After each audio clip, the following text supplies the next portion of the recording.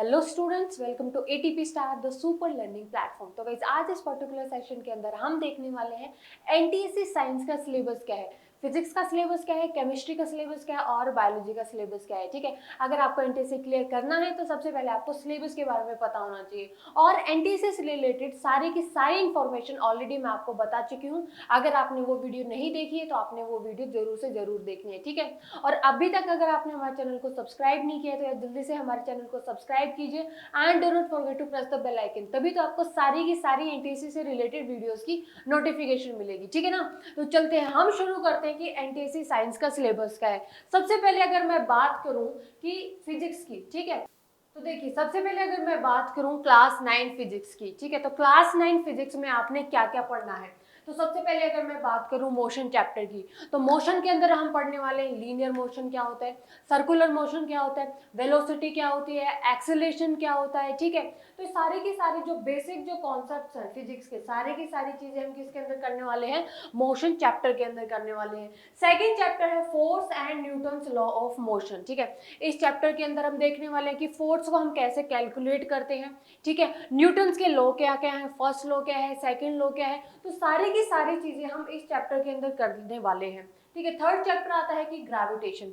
Gravitation के अंदर हम करने वाले हैं कि ग्रेविटेशन होता क्या है, ग्रेविटेशन की एप्लीकेशन क्या है, केपलर लॉ क्या आता है, केपलर लॉ के कितने लॉ हैं, first law, second law, third law, हम सारी की सारी चीजें हम ग्रेविटेशन के अंदर देखने वाले हैं। एक्सेलरेशन ड्यू टू ग्रेविटी के बारे में भी पढ़ेंगे कि एक्सेलरेशन ड्यू टू ग्रेविटी होती क्या है। ठीक है, मास क्या होता है, वेट क्या होता है, जी की वैल्यू पोल पे क्या होती है, इक्वेटर पे क्या होती है, कैसे वेरी करती है, तो सारी की सारी चीजें हम किसके अंदर पढ़ने वाले हैं, ग्रेविटेशन चैप्टर के अंदर पढ़ने वाले हैं। अब बात करते हैं फ्लोटेशन के अंदर। ठीक है, फ्लोटेशन के अंदर हम अब थर्स्ट क्या होता है, ठीक है, बायोएनसी क्या होती है, आर्किमिडीज प्रिंसिपल क्या होते हैं, सारी की सारी चीजें हम फ्लोटेशन के अंदर पढ़ेंगे।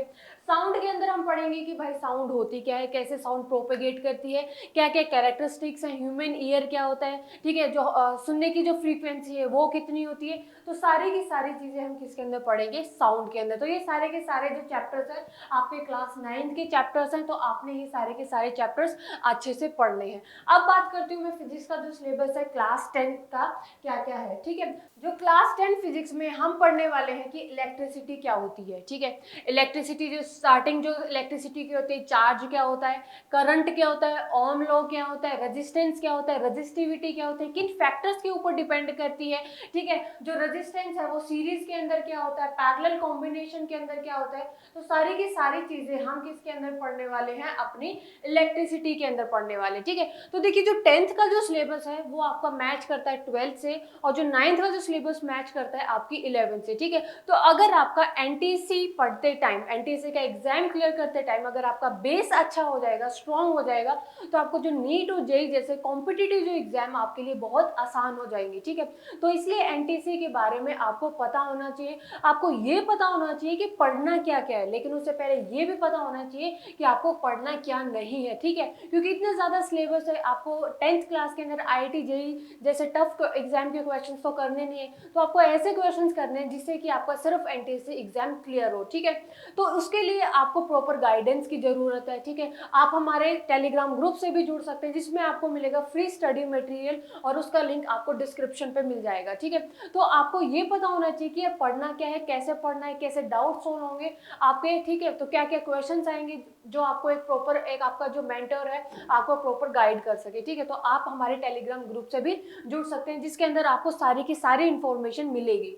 ठीक है, अगर मैं बात करूं सेकंड चैप्टर की, magnetic effects of current. Magnetic effects of current में मैग्नेटिक फील्ड लाइंस के बारे में पढ़ेंगे, मैग्नेटिक फील्ड लाइंस की क्या क्या प्रॉपर्टीज होती हैं, जो magnetic field due to current carrying conductor क्या क्या होती है। ठीक है, स्ट्रेट कंडक्टर क्या होती है, सोलेनॉइड क्या होती है। अब magnetic field magnetic effects of current के अंदर हम मोटर के बारे में भी बात करेंगे, इलेक्ट्रिक मोटर के बारे में, प्रिंसिपल क्या है, कैसे वर्क होता है, और हम जनरेटर के बारे में भी बात करने वाले हैं। ठीक है, अब बात आती है सोर्स ऑफ एनर्जी। जितनी टाइप की एनर्जी है, बहुत सारी कन्वेंशनल सोर्स ऑफ एनर्जी होते हैं, non conventional source of energy होती है, renewable sources, non renewable sources, different different type की एनर्जी हम इस चैप्टर के अंदर पढ़ने वाले हैं।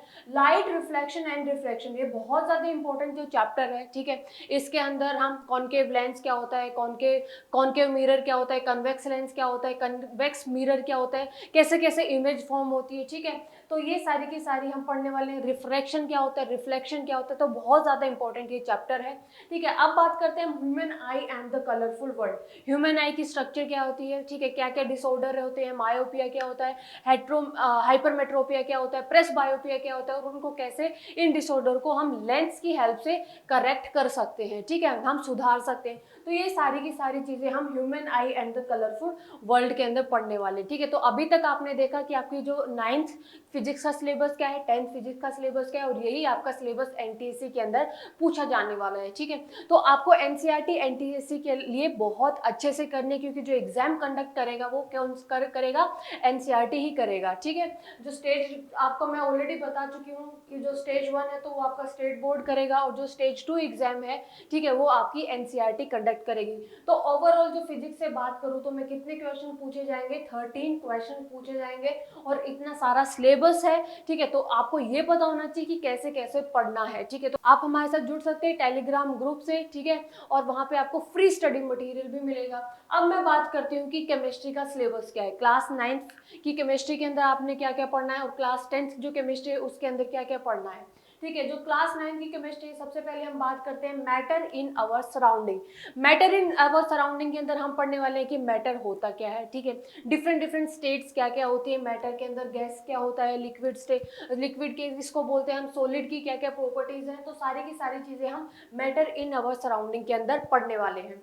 सेकंड मैं बात करूं कि is matter around us pure, इसके अंदर हम क्या क्या पढ़ने वाले हैं, इसके अंदर हम पढ़ने वाले सस्पेंशन क्या होता है, कोलाइडल सॉल्यूशन क्या होता है, हेटरोजेनियस मिक्सचर क्या होता है, होमोजेनियस मिक्सचर क्या होता है, ठीक है। डिफरेंट डिफरेंट टाइप के हम सॉल्यूशंस के बारे में इसके अंदर पढ़ने वाले हैं, ठीक है।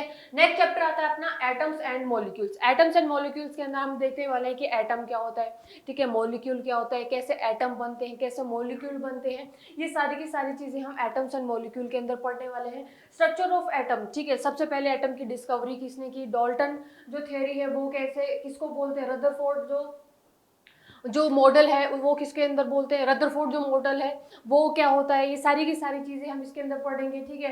वैलेंसी क्या होती है, वैलेंस इलेक्ट्रॉन क्या होते हैं, आइसोटॉप्स क्या होते हैं, आइसोबार्स क्या होते हैं, ये सारी की सारी चीजें हम स्ट्रक्चर ऑफ एटम के अंदर पढ़ने वाले हैं, ठीक है। अब मैं बात करती हूँ क्लास 10th केमिस्ट्री की। क्लास 10th केमिस्ट्री के अंदर सबसे जो पहला चैप्टर आता है केमिकल रिएक्शंस, ठीक है, सबसे बहुत ज्यादा इंपॉर्टेंट है। सबसे पहले तो हम स्टार्टिंग ही यही करते हैं कि बैलेंसिंग कैसे करते हैं, ठीक है, बैलेंसिंग कैसे करते हैं इक्वेशंस की, डिफरेंट टाइप के इक्वेशंस क्या क्या होते हैं, कॉम्बिनेशन रिएक्शन क्या होते हैं, डिकम्पोजिशन रिएक्शन क्या होती है, प्रेसिपिटेशन रिएक्शन क्या होते हैं, न्यूट्रलाइजेशन रिएक्शन क्या होती है, ठीक है, कोरिजन के बारे में हम इसके अंदर पढ़ते हैं, और रेंसिडिटी के बारे में भी इसके अंदर हम जानते हैं, ठीक है। ये तो ये सारी की सारी चीजें हम पढ़ने वाले हैं केमिकल रिएक्शन के अंदर। सेकंड चैप्टर आता है आपका एसिड बेस एंड सॉल्ट्स। तो सबसे पहले तो यही है कि एसिड किसको बोलते हैं, बेस किसको बोलते हैं, और सॉल्ट किसको बोलते हैं, ठीक है, क्या क्या एसिड्स की प्रॉपर्टीज है, कैसे हमें पता चलेगा, टच से कैसे पता चलेगा, हमें टेस्ट से पता चलेगा, या फिर कैसे पता चलेगा, हमें ऑर्डर से पता चलेगा। हम फिजिकल प्रॉपर्टीज देखने वाले हैं, केमिकल प्रॉपर्टीज भी देखने वाले हैं कि कौन सी गैस अगर रिलीज हो तो हम उसको हम एसिड बोलते हैं, बेस बोलते हैं, ठीक है, सॉल्ट्स हम किसको बोलते हैं। तो ये सारी की सारी चीजें हम एसिड बेस एंड सॉल्ट्स के अंदर पढ़ने वाले हैं। थर्ड चैप्टर आता है आपका मेटल्स एंड नॉन मेटल्स। सबसे पहले तो हम मेटल्स क्या होते हैं, नॉन मेटल्स क्या होते हैं, ठीक है, क्या क्या इनकी फिजिकल प्रॉपर्टीज है, क्या क्या केमिकल प्रॉपर्टीज है, कैसे जो मेटल है एसिड के साथ रिएक्ट करेंगे, कैसे जो नॉन मेटल्स है वो एसिड के साथ रिएक्शन करेंगे, बेस के साथ रिएक्शन करेंगे। तो ये सारी की सारी चीजें हम किसके अंदर देखने वाले हैं, मेटल्स एंड नॉन मेटल्स के अंदर देखने वाले हैं। अब आता है कार्बन एंड इट्स कंपाउंड। सबसे ज्यादा जो इंपॉर्टेंट चैप्टर है, और यही किसका बेस है, आपका ऑर्गेनिक केमिस्ट्री का बेस है, ठीक है। तो कार्बन एंड इट्स कंपाउंड के अंदर हम पढ़ने वाले हैं कि कार्बन की वैलेंसी क्या होती है, ठीक है, कार्बन के क्या क्या डिफरेंट डिफरेंट कंपाउंडेंट्स हैं, ग्रेफाइट कैसे बनता है, डायमंड कैसे बनता है, ठीक है, कैसे हम इसका फॉर्मूला निकाल सकते हैं, ठीक है, एल्केन क्या होते हैं, एल्कीन क्या होती है, एल्काइंस क्या होती है, उनका जो जनरल फॉर्मूला है हम किसके अंदर देखने वाले हैं, कार्बन एंड इट्स कंपाउंड के अंदर देखने वाले हैं, ठीक है। तो ये बहुत ज्यादा इंपॉर्टेंट चैप्टर है, ये बेस बनाता है आपका ऑर्गेनिक केमिस्ट्री का, ठीक है। अब हम बात करते हैं periodic classification of elements. Periodic classification of elements में हम पीरियोडिक टेबल को पढ़ेंगे, और पीरियोडिक टेबल बहुत ज्यादा इंपॉर्टेंट है, कैसे आपको एलिमेंट्स को याद रखने हैं, ठीक है, मेटल कहाँ प्रेजेंट होते हैं पीरियोडिक टेबल के अंदर, नॉन मेटल कहाँ प्रेजेंट होते हैं, डॉबर्नियर ट्रेड के बारे में बात करेंगे, मेंडलीव पीरियोडिक टेबल के बारे में बात करेंगे, ठीक है। तो पीरियोडिक क्लासिफिकेशन ऑफ एलिमेंट्स के अंदर ये सारी की सारी चीजें पढ़ने वाले, ठीक है। तो आपको जो फिजिक्स एंड जो केमिस्ट्री वेल एक्सपीरियंस फैकल्टी आपको कोटा की पढ़ाएगी और आपकी प्रिपरेशन में हेल्प करेगी एनटीएससी एग्जाम को क्लियर करने में, ठीक है। अब हम बात करते हैं अपना बायोलॉजी का सिलेबस, ठीक है। तो बायोलॉजी के अंदर सबसे पहले बात करते हैं हम fundamental unit of life, cell. नाम ही बोलती है, जो चैप्टर का नाम ही कह रहा है कि जो सेल है उसको हम क्या बोलते हैं, फंडामेंटल यूनिट ऑफ लाइफ। इसके अंदर हम क्या क्या पढ़ने वाले, इसके अंदर हम पढ़ने वाले बेसिक से, ठीक है। जो बायोलॉजी का जो बेसिक है हम वहां से करने वाले हैं कि सेल क्या होती है, सबसे पहले सेल किसने डिस्कवर की थी, न्यूक्लियस क्या क्या होता है, ठीक है, न्यूक्लियोलस क्या होता है, न्यूक्लियर मेम्ब्रेन क्या होती है, जितने भी जो सेल ऑर्गेनल है, ठीक है, जैसे सेंट्रियोल क्या होता है, माइटोकॉन्ड्रिया क्या होती है, माइक्रोट्यूब्यूल्स क्या होती हैं, ये सारे के सारे जो सेल के जो मेन जो ऑर्गेनल है, हमें सारी की सारी चीजें इसके अंदर हम पढ़ने वाले हैं, the fundamental unit of life, ठीक है। सेकेंड चैप्टर आता है अपना टिश्यूज। टिश्यूज के अंदर क्या क्या आता है बच्चे, सिंपल टिश्यू क्या होता है, कॉम्प्लेक्स टिश्यू क्या होता है, इसकी फर्दर हम क्लासिफिकेशन पढ़ेंगे, ठीक है, कि पैरेन्काइमा, कोलेनकाइमा, सेक्लेनकाइमा क्या होती है। कॉम्प्लेक्स टिश्यू के अंदर हम पढ़ने वाले जाइलम क्या होता है, ठीक है, फ्लोएम क्या होता है, ट्रैकिड्स क्या होते हैं, वेसल्स क्या होती है, कंपेनियन सेल क्या होती है, ठीक है। तो सारी की सारी चीजें डिटेल में हम किसके अंदर पढ़ेंगे, टिश्यू चैप्टर के अंदर पढ़ेंगे। अब आता है diversity in the living organism. Biology का सबसे ज्यादा जो टफ जो चैप्टर माना जाता है, ये माना जाता है diversity in the living organism, ठीक है।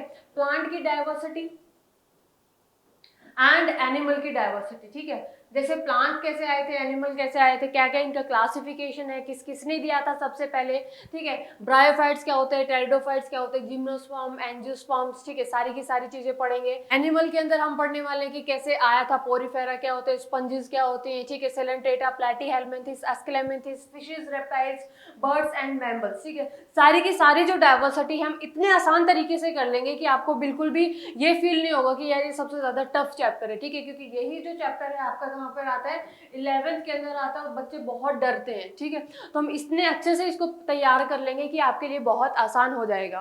नेक्स्ट चैप्टर हम बात करते हैं why do we fall ill, कि हम बीमार क्यों पड़ते हैं, ठीक है, कैसे कैसे डिजीज कॉजिंग और एजेंट्स होते हैं, बैक्टीरिया से कौन सी डिजीज होती है, वायरस से कौन सी डिजीज होती है, प्रोटोजोआ से कौन सी डिजीज होती है, मलेरिया के बारे में हम इसमें डिटेल में पढ़ने वाले हैं, ठीक है।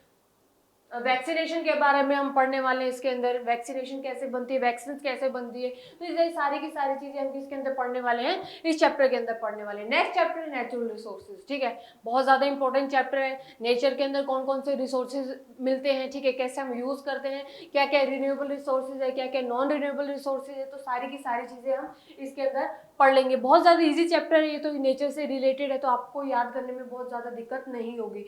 सेकंड चैप्टर है, नेक्स्ट चैप्टर है अपना इम्प्रूवमेंट इन फूड रिसोर्सेज, ठीक है, जो हमें भी जो भी खाते हैं, ठीक है, उस फूड की हम क्वालिटी कैसे कैसे इंक्रीज करते हैं। एनिमल हस्बेंड्री के बारे में बात करेंगे, पोल्ट्री फार्मिंग के बारे में इसके अंदर हम बात करेंगे, ठीक है। तो ये सारी की सारी चीजें हम इसके अंदर पढ़ने वाले हैं। Improvement in the food resources, ठीक है, कौन कौन सी वेराइटीज हैं, बेफेलो की कौन कौन सी वेराइटी है, काऊ की कौन सी वेराइटीज है, कैसे हम मिल्क प्रोडक्शन को एनहेंस कर सकते हैं, ठीक है, ग्रीन रेवोल्यूशन क्या है, तो सारी की सारी चीजें हम किसके अंदर पढ़ने वाले हैं, improvement in the food resources. अब मैं बात करती हूँ नेक्स्ट जो क्लास 10th बायोलॉजी है उसका सिलेबस क्या है। तो सबसे पहले मैं बात करूँ लाइफ प्रोसेस, ठीक है।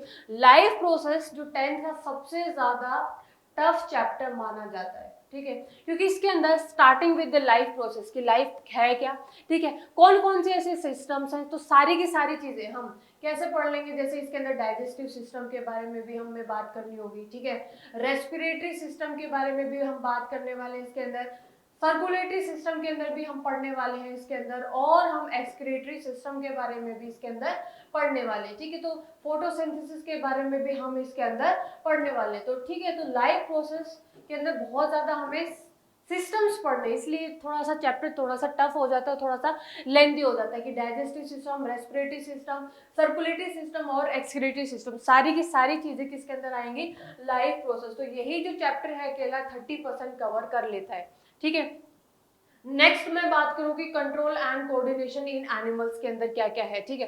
कंट्रोल एंड कोऑर्डिनेशन के ब्रेन क्या होती है, ठीक है, ब्रेन कैसे डिवाइड होता है, फोर ब्रेन क्या होता है, मिड ब्रेन क्या होता है, हिंड ब्रेन क्या होता है, स्पाइनल कोड क्या होती है, कौन कौन सा पार्ट किस किस चीज को रेगुलेट करता है, हाइपोथैलेमस किसको रेगुलेट करता है, ठीक है।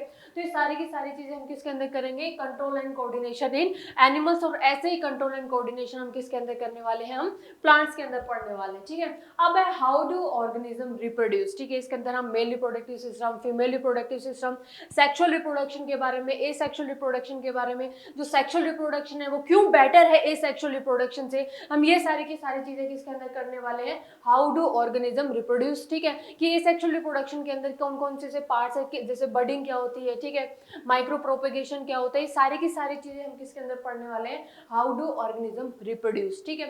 नेक्स्ट चैप्टर आता है heredity and evolution. Heredity and evolution, ठीक है, जेनेटिक्स का बेस है।